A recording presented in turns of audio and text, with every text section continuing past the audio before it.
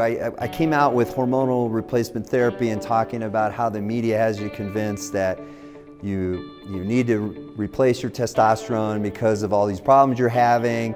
I would be remiss if I did not talk about exercise and the importance in, before you even think about any of this, what you can do because you want to know, are there ways I can improve my own testosterone?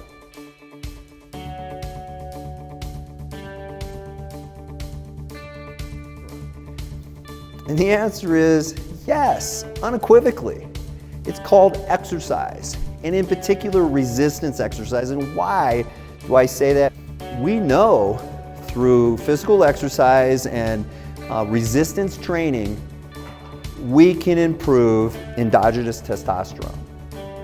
And what that testosterone does to improve muscle function.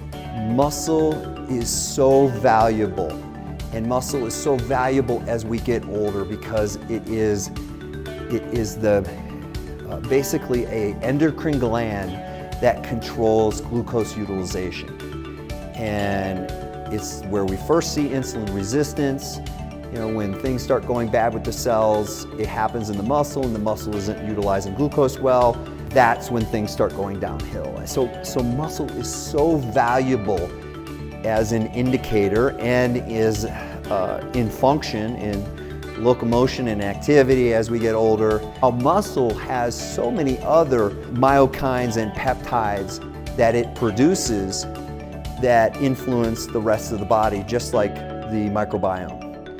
So this is really, really relevant, and I think this is going to be an entire, I see it as an entire new field in cell performance and efficiency, in understanding better how we can control these aspects with the right type of exercise.